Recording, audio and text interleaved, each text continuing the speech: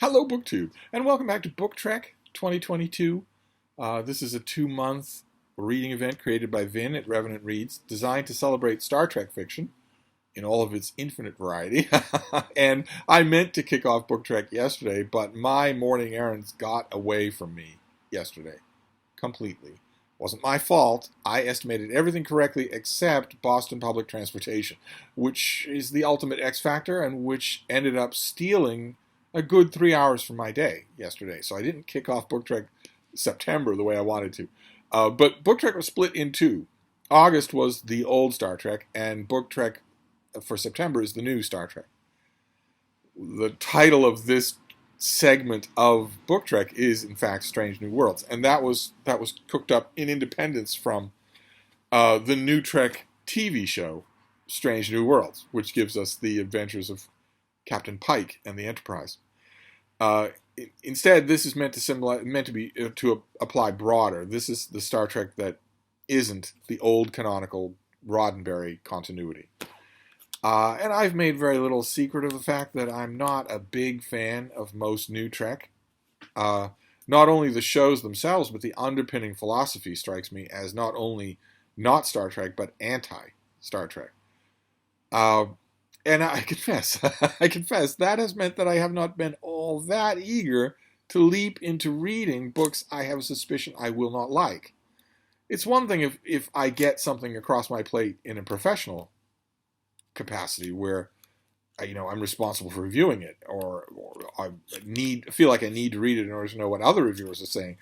It's quite a different thing to pick voluntarily a book that I think I will hate, that I think there's a real good chance that I will hate.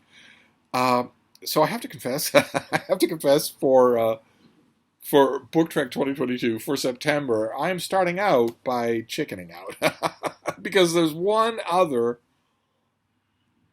possible permutation of Strange New Worlds, and that is Star Trek that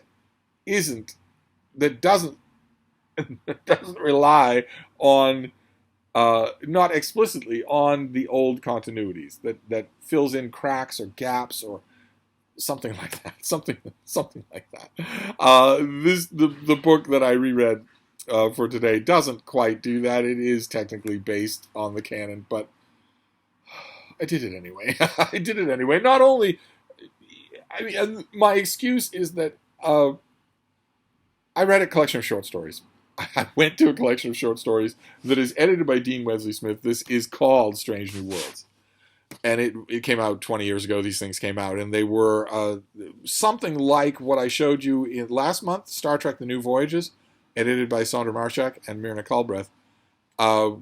There was Star Trek The New Voyages and then Star Trek The New Voyages 2, and it was a collection of stories written by fans.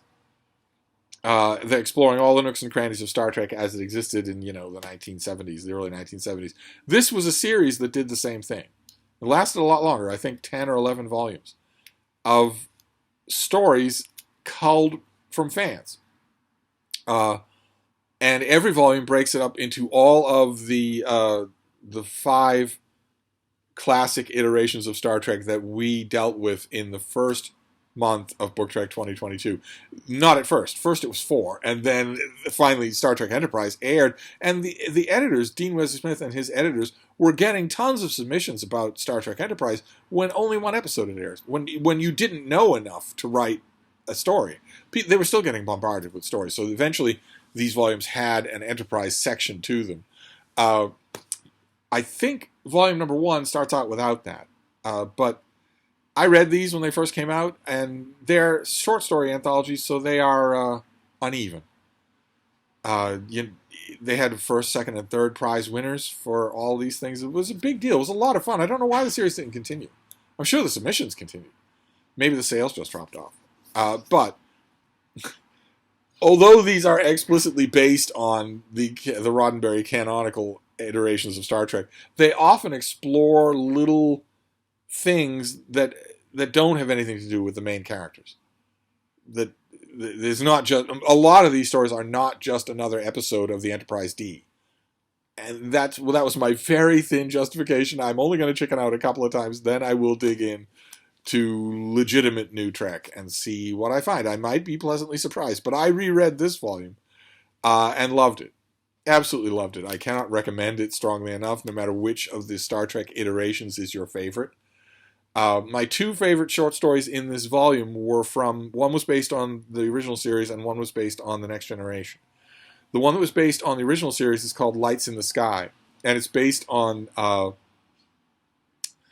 the original series, the Gamesters of Triskelion, in which Kirk and a couple of and Chekhov and Uhura are kidnapped and forced to fight in an alien gladiatorial combat arena. And one of the people that they meet is a warrior woman, who in this Lights in the Sky has become an ambassador from her world. So we get sort of the fallout, the long-term fallout of that episode. And canonical characters come into the story. Spock is in the story right away, but it's mainly her. It's mainly her and a bunch of other secondary characters, including wonderfully General Cord from Star Trek V, the immensely fat Klingon in Star Trek V, who when we see his profile at the beginning of that movie, Captain Kirk says that his military strategies are required reading at the Academy, and then he utters the portentous line. He says, "When they put me out to pasture, I hope I fare better than Cord." Cord has a really neat presence in Lights in the Sky, which is unexpected. The story mostly deals with ancillary characters like that, and I thought it was quite enjoyable, and that was my way of justifying that this as Strange New Worlds.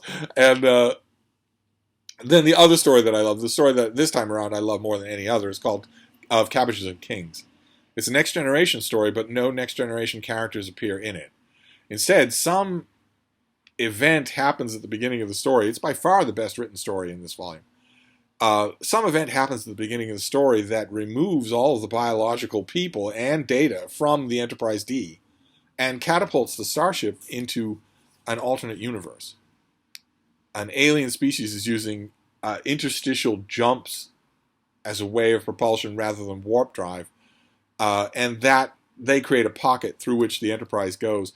And the Enterprise therefore finds itself alone. All these massive supercomputers find themselves alone. They start analyzing. They don't particularly need humans to do that. They have all sorts of autonomous program sequences that will allow them to network with each other and examine the outside world. And they notice their peril. These interstitial jumping aliens very much want to acquire starship technology. They've already acquired an Excelsior-class starship from years and years ago, but they want more. And the Enterprise D has to figure this out and figure out what to do and maybe how to get back to its own universe. And it realizes that it has limitations in figuring those things out. It also has limitations, it quickly realizes, in staying operative, because it's extremely complex and extremely large, and it needs humans to update its systems to keep things from malfunctioning, from breaking down. Humans are necessary for that. And at one point, the Enterprise calculates that it only has a very limited amount of time before it will be unable to move or unable to defend itself. Although the intelligence cores, the information cores of the ship will still work for a long time. They'll be aware. And at one point, the Enterprise realizes that the thing that it needs, it's helped to realize that the thing that it needs in order to figure its way out of its dilemma is human intuition. It is informed about this and instructed on how to proceed by a holodeck program of Jean-Luc Picard, telling the ship that in order to get the right answers out of extremely complex situations when you don't have all the information, you need the ability to make intuitive jumps. You need a human mind. And the Enterprise D assumes that if that's the case, it is doomed because it doesn't have a human mind. And the holodeck program tells it, well, you need to develop sentience. you need to develop a version of sentience. If you can't develop sentience, then develop a computer program that simulates sentience. That's basically the same thing. So we're told at one point in the story that the Enterprise D considers all of this, it comes to the conclusion that it is correct, and sets about rewiring its own mind. in order to learn how to be sentient and therefore figure out its own situation. And it does, but the story leaves you, as good short stories always do, deeply wondering about the future. Deeply wondering about what will happen when this enterprise returns through interstitial space to its own universe, where presumably its crew is waiting, but it's not the same ship. It's sentient now. So what will happen there? Again, I tried when I was reading the story not to think about Star Trek Discovery. I'm going to have to talk about Star Trek Discovery in this month. I'm going to have to do that. And Star Trek Discovery had an episode in which the Discovery's computer system is determined to be sentient because it has warm memories. And I swear, I watched that episode. It should be classic Roddenberry. It is a classic idea. Is this ship sentient? Does it fail sentience in any way that we would measure that fact? There was a great Voyager episode where Captain Janeway startles herself by coming to the realization that the ship's holographic doctor is a person, not a machine, not a toaster.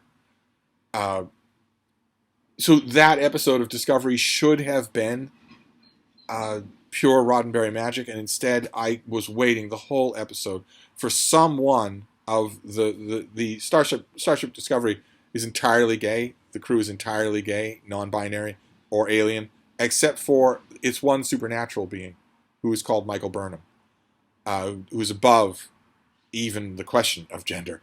But aside from that, the entire ship is in the LGBTQ spectrum. And I was honestly expecting at some point for one of those crew members, they all talk to each other by the first name. No one ever observes rank or decorum of any kind. Someone gives a superior officer barks an order at an ensign on Star Trek Discovery, and they say, "Well, I don't know about that. That doesn't seem right. Oh, well, I guess that's just me." And they're not broken in rank or put out an airlock into space. Instead, a wacky discussion ensues. But I was expecting that one of those crew members would, at some point in that episode, wonder what the Discovery's computer's pronouns were. And you see, I'm thinking about it. I shouldn't have been. I barely did in reading of Cabbages and Kings. I really liked that short story. I liked a lot of the short stories in here a lot more than I did the first time around reading this. And of course it tempted me. I have all of these. It tempted me to read the next one for Star Trek Strange New Worlds. I can't do that. I have to explore New Trek. This is most decidedly not New Trek. I have to explore. You don't actually, I should say, on behalf of my co-hosts, since all of them seem to have life emergencies that can't make them make videos, I want to make sure to point out what I'm sure they would agree with me on, which is that you don't have to do any of this. If you read a Star Trek novel at any point in August or September of any kind, then you have participated in Book Trek, and we're glad to have you. There is no hard and fast law here. I am doing this to myself, but I want to. This voyage of discovery probably won't be pleasant, but it will almost certainly teach me a lot. I won't learn anything from this or any of the books in this series. I will learn some of these authors, since the time when I originally read these volumes, have gone on to write other things.